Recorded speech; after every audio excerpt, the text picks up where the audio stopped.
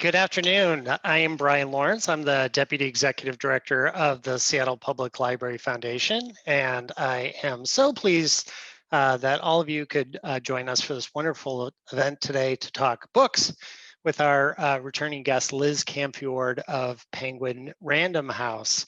I'd like to welcome all of our library supporters, donors, advocates, volunteers. Thank you so much for supporting the Seattle Public Library Foundation and the Seattle Public Library.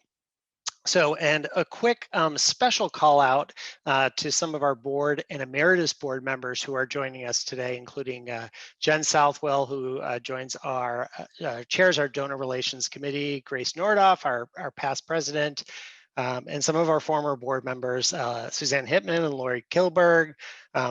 I apologize if I missed anybody, but these are folks that really donate a lot of hours to help both the foundation and the library, and we're grateful for your support. So I know that books have supported many of us during the pandemic and through all the ups and downs. And you know, they've uplifted all of us, and they've been a source of inspiration. They've been a spark to transform our thinking, and they've been a comfort when we've needed it most. And so this is an exciting time for reading because we can start to use our summer book bingo cards, in case you have yours, to explore new genres and authors that we haven't tried before. And we can pick out relaxing reads for either our vacations or a vacation of the imagination. So, and Liz Camfiord, of course, is here to help us with all of these above in just a few moments. But first, I would like to give a brief acknowledgement before we continue. The Seattle Public Library is on Indigenous land, and these are the traditional and unceded territories of the Coast Salish people, specifically the Duwamish people. And you know, the United States government promised hunting and fishing rights and a reservation to the Duwamish people in exchange for more than 54,000 acres of their homeland via the Point Elliott Treaty of 1855. And in the 166 years that have passed, the government's promises were unfortunately never honored. So as we focus on our equity and diversity and inclusion work at the foundation, is important for us to acknowledge that we continue to occupy Duwamish land, and we hope to provide context as to why these land acknowledgements are important as members of our community that value learning, honesty, and history. So before I turn it over to our guest, let me remind you of a few tools on Zoom to help with our conversation. So first, I want to direct you to the chat window. If you have any technical issues, you can use the chat function to reach out to us. We have some foundation teammates that are monitoring that space and can help you if you have any tech troubles. And then next, if you have any questions for Liz, even throughout the presentation, please use the Q&A button. We'll try to answer as many of your questions as we can in the final portion of the presentation today. We love your questions, and you're looking for a good book recommendation that doesn't get covered today, just go ahead and ask that, pop that into the Q&A. So without further ado, let's just go ahead and jump right in. I am super excited to introduce our featured guest, Liz Camfiord, and I see from the attendance list that many of you have listened and joined us for Liz in the past. Liz has worked for Penguin Random House for more than 25 years, and she's just been promoted to sort of serve the whole library marketing world. And so she promotes Penguin titles and authors to various libraries across the country. So I highly encourage you to grab a notepad because you might want to write down some of the titles that interest you. And then also, don't worry if Liz goes through too much material, you can't write things down fast enough. We're going to post this entire recording on our YouTube page. So you can watch it all again and share it with your fellow book lovers. And we'll also send a copy of it to anybody who is registered for this webinar. So again, that'll be on the Foundation's YouTube page, not the library's page. We kind of have different pages. So, and Liz has a lot of slides, so I'm going to softly interject myself at about the 30-minute mark so we can take a few of your questions. So I'm going to turn it over to Liz now. Welcome, and thank you for joining us and joining your fans in Seattle today. Oh, thank you so much, Brian, and also to Lindsay and everyone at the foundation. Oh my gosh, I was entranced by the reel in front of this with all the programs and good works you're doing. It's just so impressive. So yes, thank you for joining me. I do have a lot of slides, 30 minutes. So let me share my screen and we'll start talking books. I'm also going to take myself off screen so I ensure that I have the best connection possible. So let me just stop my video. And so we'll be talking today about summer titles primarily, although I do have some fall highlights. I know your summer reading is about to start in earnest, and I incorporated some of these summer book bingo categories. So again, you don't have to take notes during the presentation. I also will send a wrap up to Brian and to Lindsay, which they can share with links and all of that. And then of course there's your YouTube where the recording will live. So this first slide highlights a Penguin Poets anthology that I love about insects. I love poetry, and this one's about insects. So you can grab that hopefully at the library. And I wanted to just mention, and this is a huge deal for us, that Amanda Gorman, we are her publisher, and she will have 3 books out by the end of this year. She took the world by storm when she read her poem at President Biden's inauguration. So The Hill We Climb is that inaugural poem. It's out already. She has this lovely picture book that will be inspiring to young writers, young readers, and then her first collection of poetry, The Hill We Climb, will be coming out September 21st. And I can't remember if the last time that I visited, I mentioned that I've worked with Amanda Gorman in Los Angeles at the nonprofit I volunteer for called Beyond Baroque Literary Arts Center. So I've known her since she was a poet just starting out in our Young Poets program there. So I'm even more excited. Always we have screen adaptations, books that have been adapted to Netflix, to Apple Plus TV, to the big screen, because theaters are opening up again now and shortly. And so these are some of our most wonderful books that have been adapted to big and small screen programs. In the Heights, which is Lin-Manuel Miranda's Tony nominated stage production, which is now going to be available June 15th as a film. And then The Underground Railroad is certainly hugely popular right now. So I won't talk about each of these because I have time constraints, but just wanted to flash them before you. The Nancy Mitford, I'm really excited about. BBC has the best productions.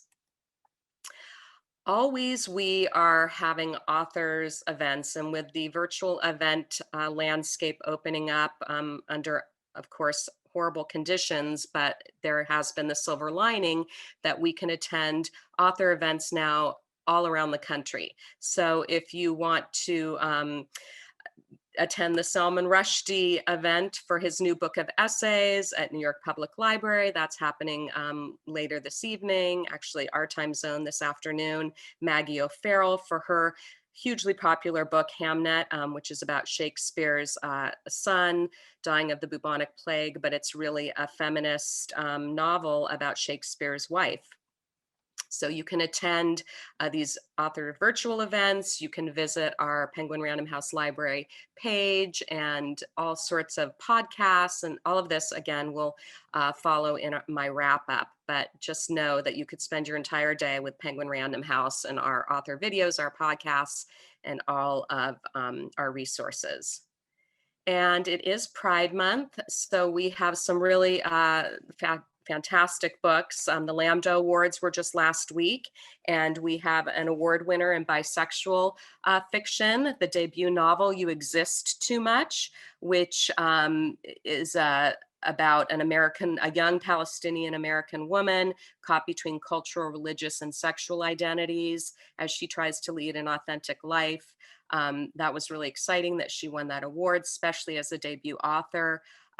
Also, we have the nonfiction title, The Engagement, which is about the history of the struggle over same-sex marriage, and it's written by a professor and journalist. He's here at UCLA, and the story began in Hawaii in 1990, when a rivalry among local activists triggered a sequence of events which forced the state to justify excluding gay couples from marriage.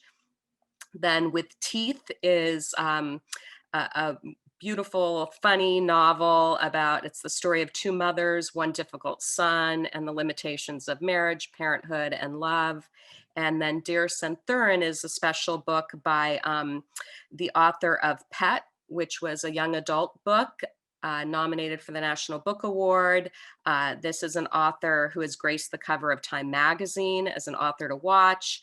Here, it's a memoir. The author shares their wounds and their wisdom, offering aspiring writers and artists fresh inspiration for creating new forms of making, loving, and being. And then we've got Filthy Animals, which is a group portrait of young adults enmeshed in desire and violence. It's a hotly charged, satisfying new work of fiction from the author of the Booker Prize finalist Real Life. We have Sky Falling, which is follows a 12-year-old girl who tracks our main character Sky down. Sky had sold her eggs in her 20s, and the girl reveals that she is indeed the product of Sky's egg. So this is a really interesting story about that relationship unfolding. Rainbow Milk is a coming of age story from a new voice. Follows a 19-year-old who's grappling with his racial and sexual identities against the backdrop of his Jehovah's Witness upbringing, which I think is fascinating. There aren't many novels written about Jehovah's Witness topics. Radiant Fugitives is another debut novel. It's about three generations of a Muslim Indian family, and they're confronted with a nation on the brink of change. And then we have Library Reads. So every month, librarians around the country vote for their top 10 books, and you can visit libraryreads.org if you want to find out what those books are. I'm highlighting here those that were chosen for June and for May. I won't talk at length about them, but just to say that there are some special books here. It's very much so The Personal Librarian, which is about the little known and remarkable story of Bella DaCosta Green, who was J.P. Morgan's personal librarian. She became one of the most powerful women in New York, despite the fact that she was keeping a dangerous secret, which was that she was passing. She was the daughter of Richard Greener, the first Black graduate of Harvard, and he was a well-known advocate for equality.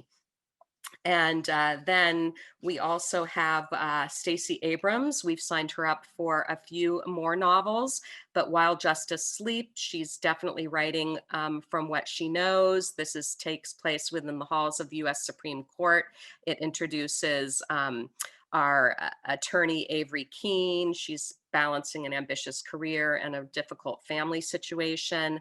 Other of the authors you'll recognize: Andy Weir, who wrote The Martian, certainly Chris Bojalian, and some funny books like The Guncle. So the Library Reads is a great resource. If you just don't know what to read, go to Library Reads and see what librarians are recommending. Book club resources. So I assume many of you are in book clubs, and we produce a lot of great resources, a digital book club guide, which this is our brand new edition, and you can find that again on our Penguin Random House Library website. And then I really wanted to feature the groundbreaking.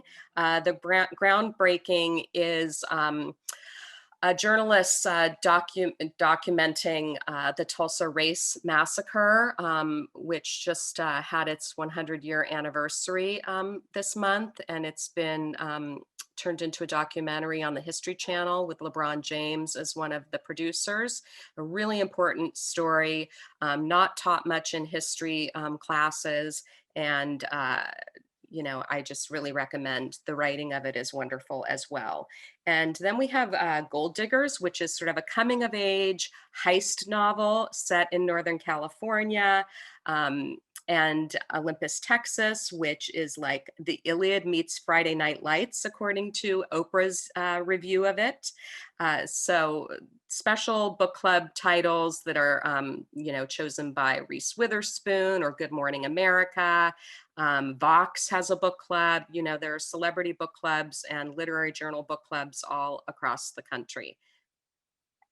Then we have the First Look Book Club. So this is a daily email wherein you get a chapter sent to you by email if you sign up of a new title, a brand new title, something that's just about to come on sale. So recently it was The Summer Job, and this is set in a Scottish Highland hotel. It's for food lovers. It's got a romance and yet an edgy main character who's reminiscent of, if you knew the show Fleabag, sort of a Fleabag-esque heroine.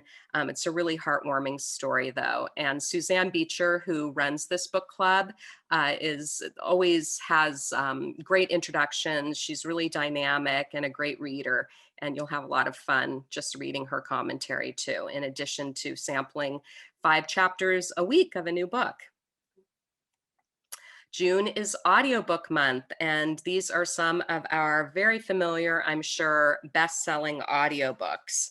And I just wanted to say that one of my big surprises, although I love Matthew McConaughey's acting, was what a terrific writer, thinker, artist. This audiobook, which of course he narrates, covers his history in acting. It's his growing up, difficulties in his family. He lost his father. He wrote it from journals that he's kept since he was a young man. So it's nothing that's ghostwritten. It's completely authentic and funny, serving both as a memoir and as a motivational book. Certainly A Promised Land is doing incredibly well. Barack Obama is going to be the keynote speaker at the American Library Association this month. We're excited, and there should be a video of that address also coming down the line. This is just his first volume of his 2-volume memoir, and it's a tome. The book is 700 pages, but really, such a great chronicle of his life. And Think Again, wonderful, what we call a thought leader, Adam Grant. So that's great. Cast, which compares other worlds. Many of you have probably read this book or listened to the audio already, but it talks about America in the framework of being a caste system as well. Untamed by Glennon Doyle. She's just infectious. She has lots of video spots on her social media, but this is her memoir of recovery, of same-sex marriage, of raising kids, and just really fun to read, fun to listen to. And then, of course, Becoming. We all know how wonderful that audiobook was. We couldn't have Barack on here and not Michelle, or vice versa, but it is true that they're both our biggest sellers in audiobooks. And poetry. So I love poetry, as I mentioned, and these are 2 volumes I just wanted to pick out. Somebody Else Sold the World reminds me of when I discovered Terrence Hayes. The energy, the rhythm of this poet is just, it will draw you in even if you're not a poetry lover. These are very accessible poems which talk about how many possibilities there are for brightness and hope, even in the middle of pandemics and revolutions. It's his 5th volume. He was a finalist for the National Book Award, the Pulitzer Prize, and he's the former poet laureate of Indiana. His previous volume, The Big Smoke, is actually one of the NEA's Big Reads, which I love going on the Big Reads website and seeing what books are being adopted for community reads and Big Reads programming throughout the country. Sonia Sanchez, this is a publishing event. She is one of our greatest American poets. She was a founder of the Black Arts Movement. This is the largest collection of her life's work, spanning 4 decades. This book will include poems that she's written especially for youth and young adults. She's always made it a point to visit high schools and perform readings for young people wherever she has visited. And her memoirs will be coming from us as well, with an introduction by none other than Ta-Nehisi Coates, who is a fan. And Maya Angelou said of Sonia Sanchez that she is a lion in literature's forest. Now we have some forthcoming fiction. So I found a couple of really fun Seattle authors. The Bachelor, which is a debut novel, a coming of age novel, is about a character who's reeling from a breakup with his almost fiancée. The narrator of this novel returns to his hometown in Iowa to house sit for a family friend. There he's, channel surfing, and he happens upon the reality show The Bachelor and becomes obsessed with it, and somehow also becomes obsessed with the Pulitzer Prize winning poet John Berryman. So this is an absorbing coming of age tale. It tells the story of finding one's footing in love and in art. It's gotten starred reviews and marks, like I said, the debut of a real talent. And then something entirely different is Rabbits. So Rabbits is an Indie Next list pick. So like Library Reads is about librarians getting behind new books. Indie Next is about independent booksellers selecting their favorite books of any given month.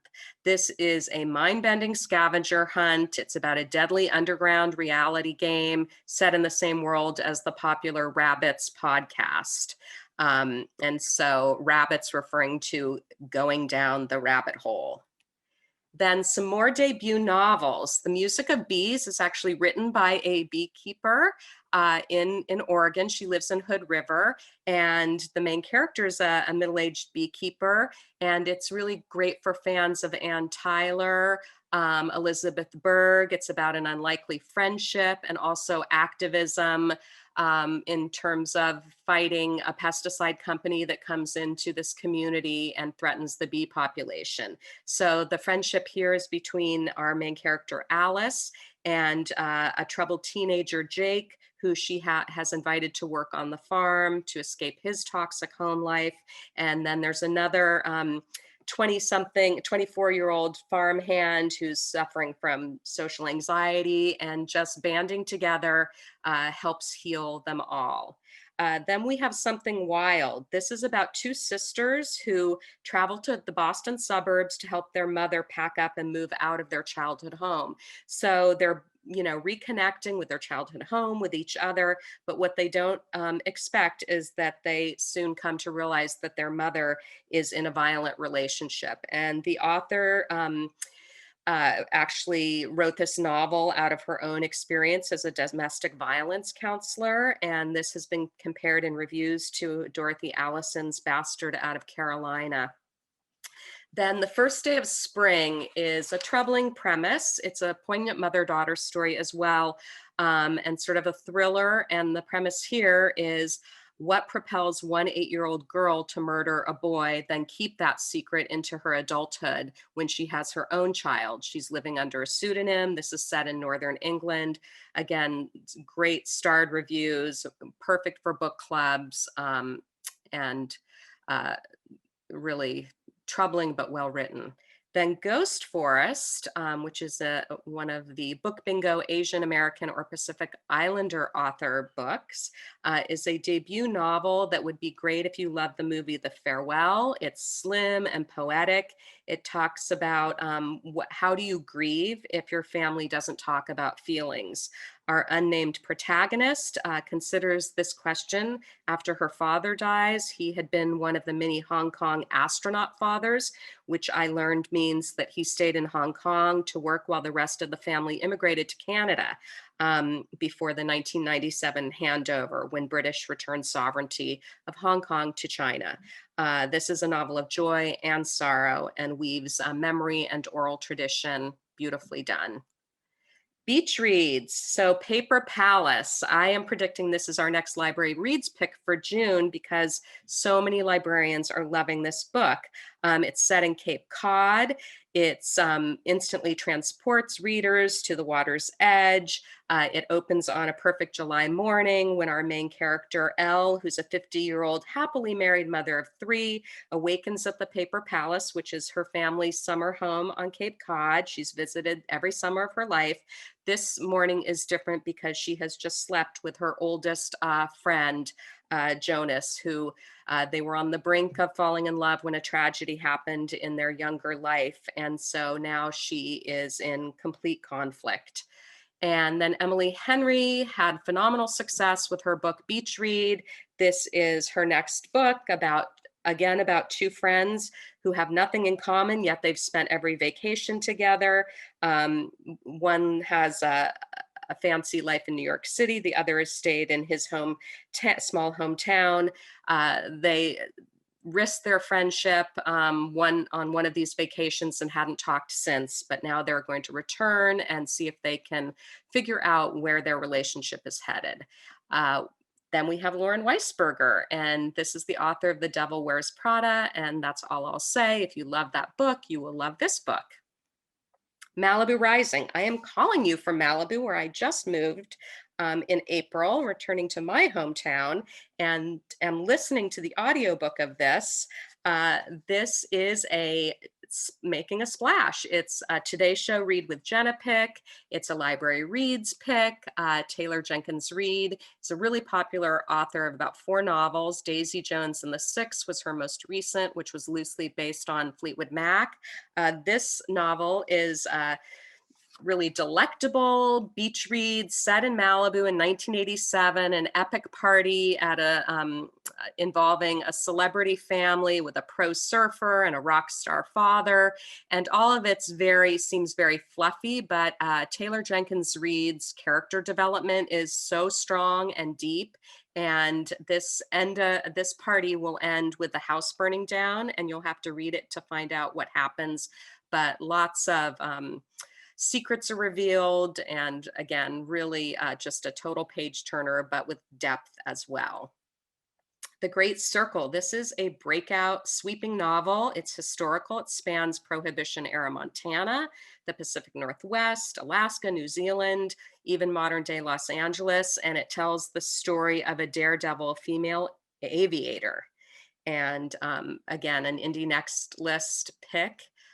Morningside Heights is set in 1976, and it follows Prue Steiner, who's in a long tradition of young people determined to take New York City by storm. She falls in love and marries her hot young Shakespeare professor, and her life takes a turn she couldn't have anticipated. And Tom Perrotta says of this, what does it really mean in sickness and in health, till death do us part?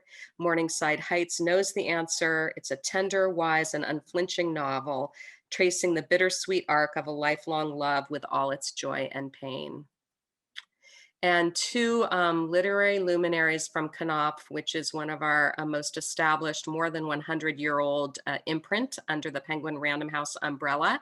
So we have Richard Flanagan, who won the Booker Prize for The Narrow Road to the Deep North. This one is set in Tasmania, where the author lives. It follows Anna, who's a hyper-competent professional. She and her siblings are refusing to allow the death of their aged, suffering mother, who's really ready to die.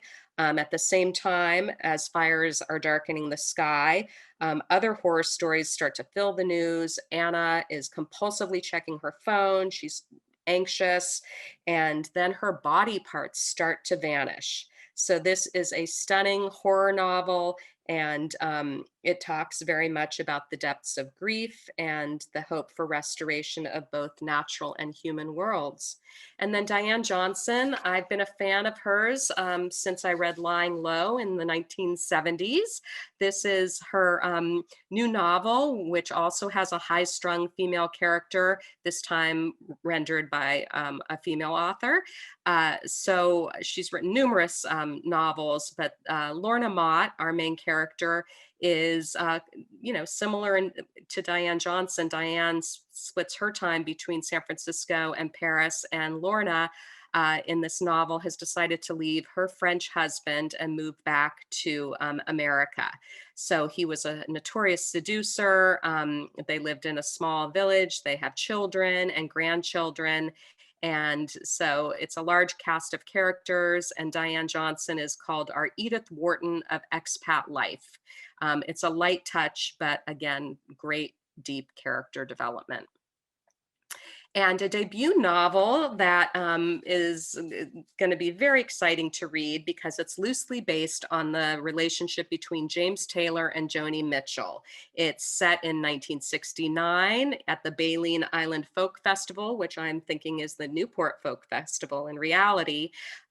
So the two meet under interesting circumstances, but it's very much at its heart about Jessie, who's our James Taylor character, helping this female folk singer produce her first album. So it's about women in that field, in that industry, and also about their passionate love affair. And then Clark and Division is a noir novel set in 1944 Chicago. Naomi Hirahara has won the Edgar Award. This is an eye-opening, poignant mystery that very much focuses on one Japanese American family who's released from mass incarceration at Manzanar during World War II. Then you may have read or heard about Mexican Gothic, which was a really popular, surprised us how well it did novel. And this is Silvia Moreno Garcia's next novel, also set in Mexico, this time in 1970s Mexico. Our main character is a secretary who really just lives, she's living amidst student protests and political unrest, but she just loves her secret romance magazine and escape. She has a next door neighbor, Lenora, who she really envies for her for being a beautiful art student. Lenora disappears. She has very much been involved as a student radical and dissident. And so Lenora and another detective, Elvis, our main character, Meta, the secretary, and Lenora and Elvis go look for Lenora. And so they have, a budding romance. It's an eccentric novel, but fans of hers will be so pleased. And speaking of being pleased and thrillers and page turners, here is just a slide full of 5 of our best. PAULA HAWKINS, who you know from The Girl on the Train. This is also set in London on a houseboat. It's about 3 women who, for different reasons, through resentment, are all suspects when a young man is found gruesomely murdered on a London houseboat. So Lee Child said of Hawkins that she's proving herself a worthy 21st century heir to Barbara Vine and Patricia Highsmith. And so again, these are books that you can learn more about. I know that I have a lot of slides to get through. The turnout is it's about sisters set in a ballet studio. And The Damage is a debut novel that introduces a new character. We have a 2-book deal with this author, gritty New England small town setting, again, based on the author's own experience as a domestic and child violence unit, a lawyer in that unit. And Not a Happy Family, Sherry LaPena is well loved for The Couple Next Door.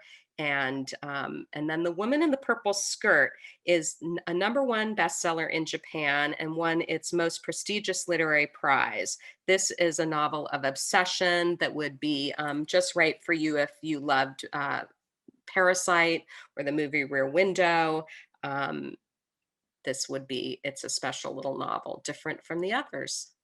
And sneak peek to big fiction fall releases. So Amor Tolls, who A Gentleman in Moscow is one of my favorite novels, and also Rules of Civility, which was his first. This is his road novel. It's set in the 50s and with a young boy who's been released from a juvenile detention camp, and he is wanting to make his way to California, but there's sort of a hijacking of this trip, and they go to New York instead. But you can trust that the characters and the storyline are going to be, and the writing is going to be top notch. And then Whitehead, the same goes for him. This is a love letter to Harlem, and it's a heist novel. It's sort of a departure for him, with shades of Chester Himes or Elmore Leonard.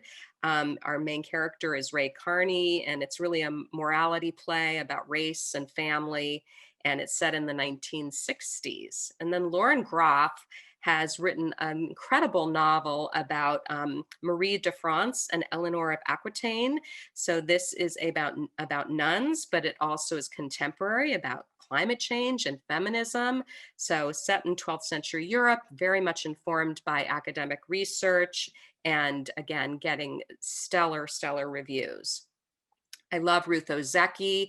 This is somewhat of a follow-up to Tale for the Time Being, but it's also a standalone. The author, Ruth, is a Zen priestess, and this has, some Zen philosophy in it about form and emptiness. And it takes on its main character is a 13-year-old boy named Benny, whose father has died. He was a musician. And after his father dies, Benny starts to hear voices coming from objects: a sneaker, a broken Christmas ornament. And then the voices just get louder. They follow him out of the house. He meets some eccentric characters. And a lot of this novel takes place in a library. And it also includes Benny meets his very own book, a talking book, who narrates Benny's life and teaches him to listen to the things that matter. Then Elizabeth Strout has somewhat, again, a sequel to her novel, My Name is Lucy Barton, but again, can be read as a standalone. And this traces the bond between a divorced couple who are watching their children grow up and have families of their own. It's set in New York. And if you loved Olive Kittredge, I mean, Elizabeth Strout has never written anything less than a great novel. Morning Star, another departure, Carl Ove Knausgaard, who we published his autobiographical novels, his seasonal quartet. This is almost science fiction. It's 666 pages, and it revolves around 9 characters in August, when a previously unseen star appears, and then strange phenomena begin to occur. It journeys from heaven to earth to the realm of the dead. Then I hope I have a few minutes to talk about nonfiction. Facing the Mountain, you surely know Daniel James Brown, who lives in Seattle. Boys in the Boat was just extraordinary. And Facing the Mountain is his new book about the story of 4 Japanese American families. The sons enlisted in World War II, and the families were living in incarceration in camps. And so this follows them. I watched the launch at the Den Show organization up there with Tom Ikeda, who worked very closely with Daniel James Brown, going through the archives that are kept at Den Show. And if you haven't seen that launch event, it was really great, with slides and archival material, and then just a fantastic conversation about the making of this book and these families. John Green has a nonfiction novel from us. He is, you may know, a very popular young adult writer. Movies have been made from his films. The Fault in Our Stars remains his most popular, but he has a podcast, and he has many podcasts, actually. But this, The Anthropocene Reviewed, is one of his popular podcasts, and he has adapted it into essays about our human-centered planet. The Anthropocene is the current geological age that we're living in. So these are universal reflections, but they're also personal. And it's funny, and it's, environmental activism. And you learn a lot always from anything that John Green has to share. And more scientific inquiry. So Carlo Rovelli is what I consider sort of our new Richard Feynman. He makes physics accessible. Helgoland is his book at A New Look at Quantum Theory. He finds that all the conflicts and all the debates about quantum theory and the meaning of the theory can be explained by seeing the world as fundamentally made of relationships rather than substances. So it's a bold idea that he writes about quite elegantly. And also elegantly written is Finding the Mother Tree, which is by a leading forest ecologist who was raised in a logging world in the rainforests of British Columbia. As a child, she cataloged the trees from the forest, came to love and respect them. Here she's writing of her scientific quest, but also her journey of love and loss, and really using trees as metaphors for the connection between families and human societies, and the inseparable bonds that we all experience, and about survival. Then, if you want to laugh and cry and just have a profound experience, Easy Crafts for the Insane is a memoir by Kelly Williams Brown, who had 700 bad days in a row. She writes, her marriage collapsed. She broke 3 limbs in separate, unrelated incidents. Her father was diagnosed with cancer, and she fell into a deep depression. It ended up with her being in an inpatient facility. So this is a book about that, but also with crafting tutorials, so which serve as the backdrop of her life, dissolved and then glued back together. Then just a few more books. The Ride of Her Life is a special book about a Maine farmer, Annie Wilkins, who in 1954 embarked on a journey on horseback across country. She wanted to see the Pacific Ocean after she'd been given a diagnosis with only 2 years to live. She rode her horse Tarzan with her dog by her side, and along the roads. She met people. She found lots of conviviality. She even met Groucho Marx. It was a time when television was taking off, when car ownership nearly tripled. And so this was a unique journey. And Elizabeth Letts does great research, and it'll read like a novel. She wrote a book about the making of The Wizard of Oz, a novel that was about The Wizard of Oz, which was really fun too. The Ugly Cry, which I'm reading now, is Danielle Henderson, who was very popular for being on Twitter under the monocle The Feminist Ryan Gosling. But this is a memoir about her childhood. She was abandoned by her mother, who left her for a drug addicted, abusive boyfriend. She and her brother were then raised by their grandparents, and this is a love letter to her grandmother. This is a coming of age in the 60s. She felt like she grew up Black, weird, uncool, but her grandmother's love just gave her so much confidence to survive. And now her grandmother, I attended an event with her, a virtual event, and her grandmother has dementia, and she's just bought a farmhouse in, I think, upstate New York, and her grandmother's moving in with her, so she's returning the favor of care that she was given. But it is really funny because the grandma is unique. She loves horror movies. She says the wrong thing, but it doesn't matter because her love just totally shines through. And it's going to be a TV series, probably produced by Paul Feig of Freaks and Geeks and Bridesmaids fame, but more on that to come. This is in conjunction with the Smithsonian exhibit of this actual sack that is this centerpiece of this book, the inspiration for this book.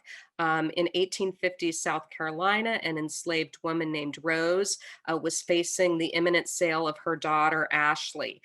She was thinking quickly. She packed a cotton bag with a few precious items as tokens of love, and also trying to ensure Ashley's survival. Soon after, the 9-year-old was separated from her mother and sold. And this is the story of a single object handed down through 3 generations of Black women. It's an extraordinary testament to the people who are often left out of the archives. Iconic authors. So Alice Waters, who's written other books of for us. This is her new manifesto about slow food, a movement she began with the founding of her famous Berkeley restaurant, Chez Panisse. So it's all about those experiences, but also, again, she's a food activist and about how intertwined our, our world's problems are by just us, our consumption of fast food and not taking time. And this is Your Mind on Plants, somewhat controversial, and also a follow up for Michael Pollan's How to Change Your Mind, which talked about psychoactive plants. Now there's a whole movement about decriminalizing nature and even seeing psychoactive plants as uh, parts of religious ceremonies and should be protected under the same protections as religious rights. So this is more on that, and is getting great reviews as well. Then mental health highlights. I have a blog called There's a Book for That on Tumblr. If anybody remembers what Tumblr is, it's still a great forum for showcasing books and themes, which I do every month. This was for Mental Health Month. And I just wanted to call out these two really important and comforting books. Matt Haig, who is The Midnight Library. His novel is his most recent book before this. And everybody loves Matt Haig, but this is a book that focuses on depression, but on comfort and calm. And it's written for anyone in search of calm and goodness and being happy. So it's a self-help book. Dopamine Nation goes even deeper into our issues, written by Dr. Anna Lemke, who's the medical director of Stanford Addiction Medicine. This is illuminating dopamine, which is the neurotransmitter that floods our brain when we anticipate, as she says, the cheap delights of everything from potato chips to angry tweets. She's diagnosing a problem, providing case studies about how we can survive and resist all of these quick fixes.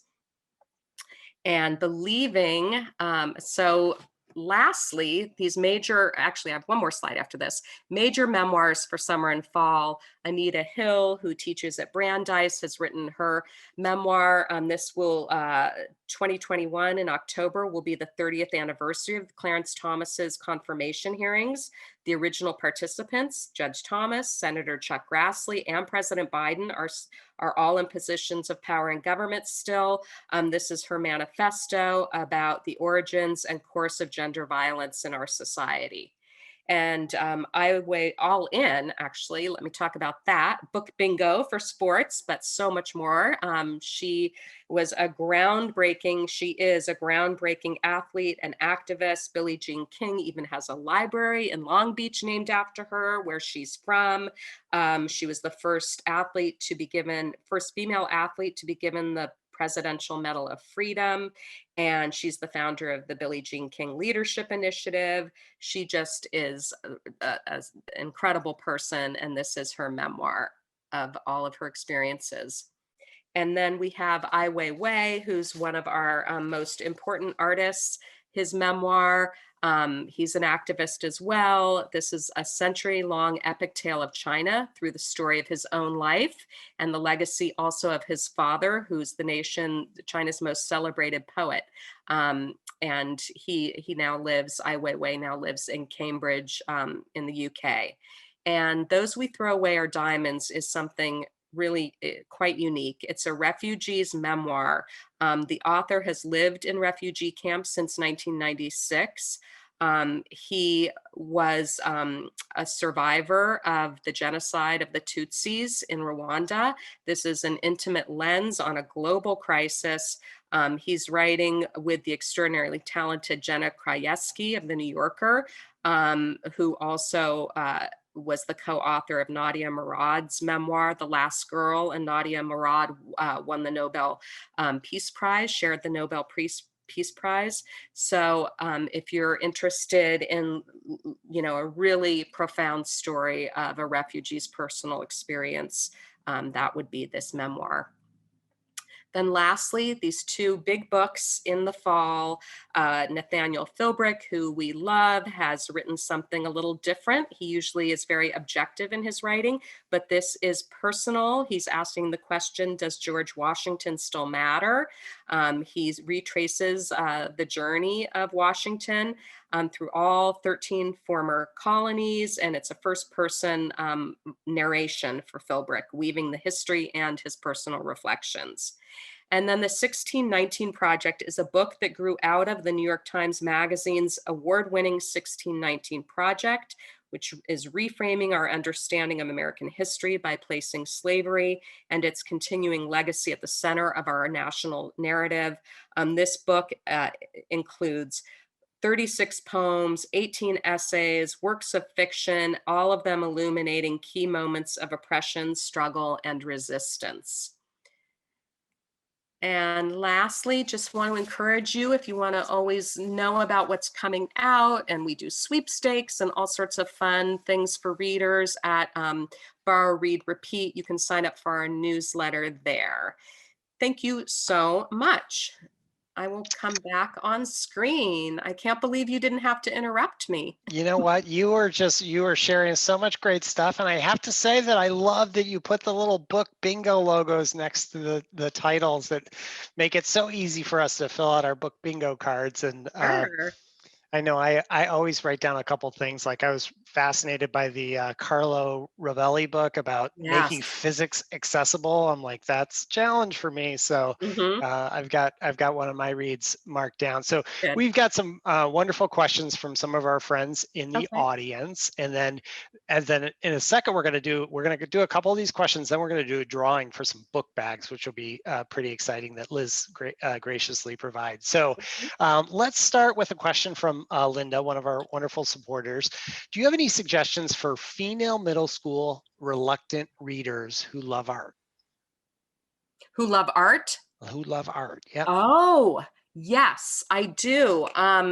Well, I can think of a novel that's sort of we have some young adult novels that are written in verse, but they read, like fiction. And I think it's called Blood Paint.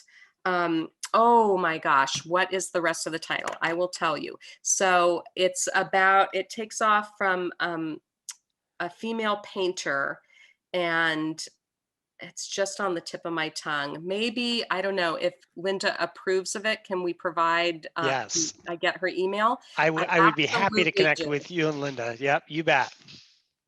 So Sushma had a couple questions. So how do publishers decide which books to translate to English? Usually they're books that are selling really, really well in those Okay. countries of origin. Yeah.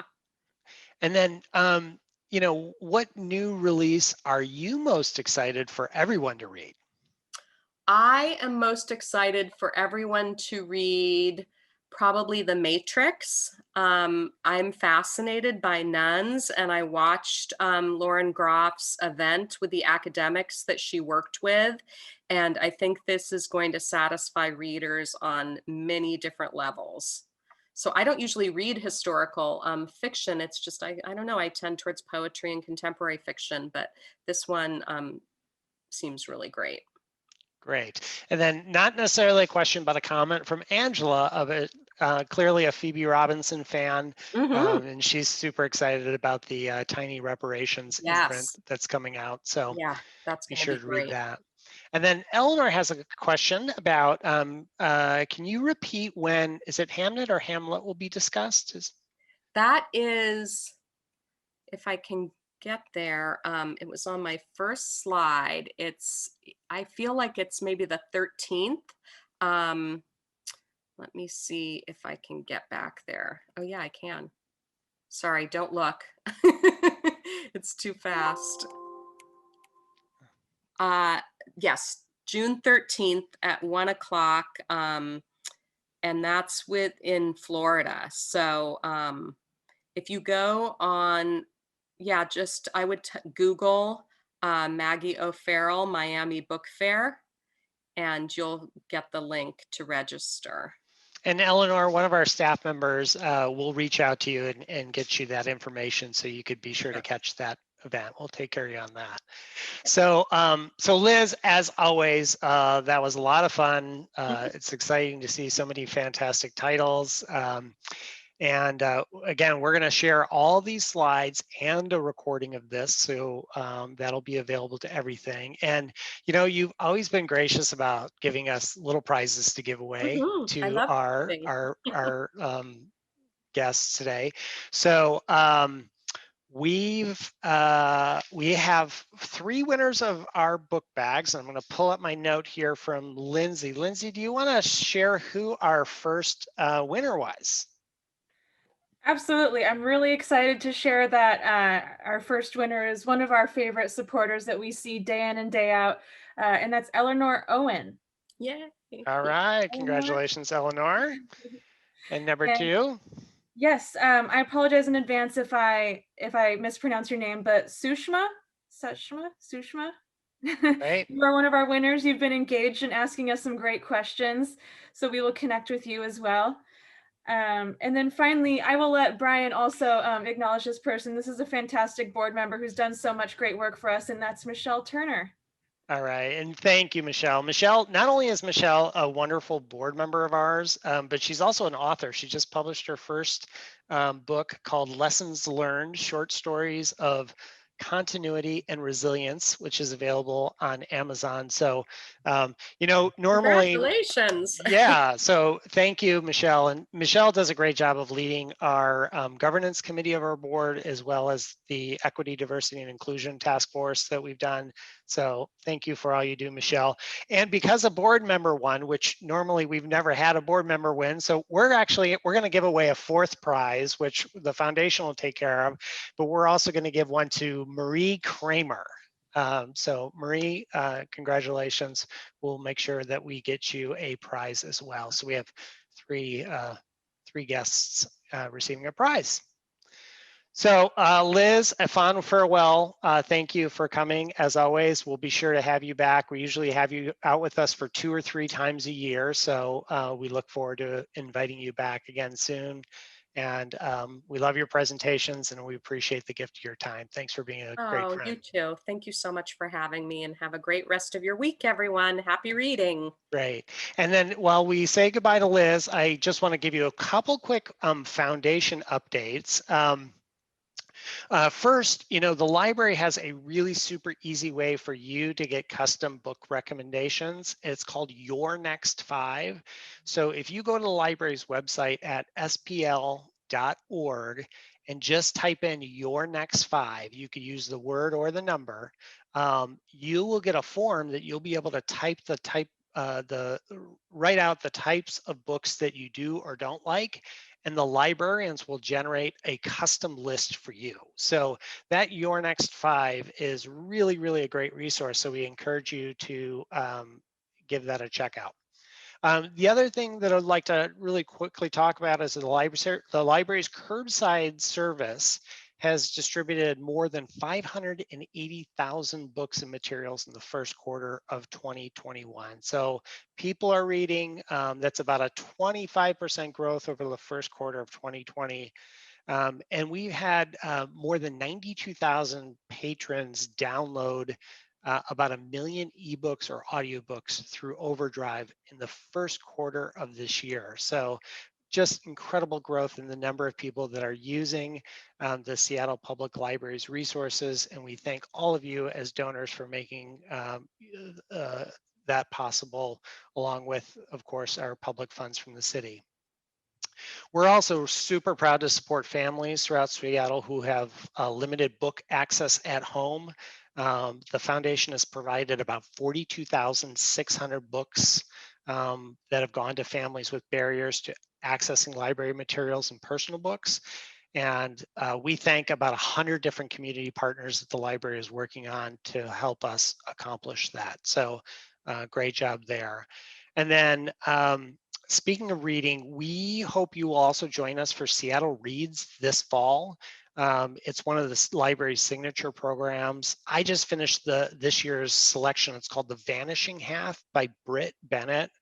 And I think it was super well written. It has some interesting twists and turns.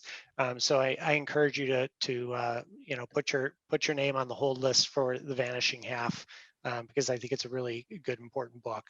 It And is. then, Can I interject for 1 second? absolutely, I please read do. that for my book club too. It's so good. I mean, she wrote The Mothers first, which was to me great, but this is a way cut above. So highly recommend it. Thank you for. Great.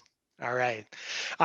And then lastly, you know, the foundation, we're going to soon announce the winners of our STEM Bullet Civic Courage Scholarship Contest. We do this every year, and it challenges local high school and college students to write about a Washingtonian who challenged the status quo and helped make our world a better place, a more just place. And so we award essayists $5,000 in tuition support, and $2,500 to 2 runner-ups. So that announcement is going to come out on June 19th, and we are going to have an interview with our first place winner. We'll also we're going to publish those essays. We'll have links to those essays on our website. And, you know, we have a blue ribbon judging panel of renowned authors, including Kristen Malaris-Young, Jonathan Rabin, and John Krakauer. And they were so impressed by the talented pool of applicants that really stepped up to write essays on this important topic. So be sure to check out that e-news. Again, it'll come out on June 19th, and we'll have some links in there. Other just quick things that the library is working on. We have an Inclusion Fest, which is a series of interactive virtual family events focused on serving kids with physical and neurological abilities. So it's a new program the foundation is supporting. We have a Sports for Wellness, which is a program that employs electronic gaming to foster mental health among prioritized teens in South Seattle. We're going to be writing more about that in our upcoming newsletter, which will come out in the summer. And then, of course, there's Your Next Job, which is a job seekers hotline that provides tailored help for folks to look who are seeking resources for employment. Again, all of these programs are made possible because of foundation supporters, so we do thank you. And then lastly, check out the library's website.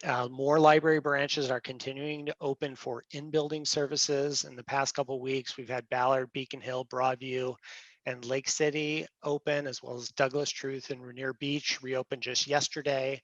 And the library will be rapidly rolling out more in-building openings in the coming weeks. So with that, I'll leave you to pursue your new book list. We'll make sure that we get this video out to you with all of Liz's wonderful recommendations and allow you to make your book bingo plan of attack. I know you're all going to do it. You're going to be great. And so thank you for tuning in this afternoon. Thank you for your dedicated support of the library and the foundation. And I hope you have just a wonderful afternoon. Thanks so much.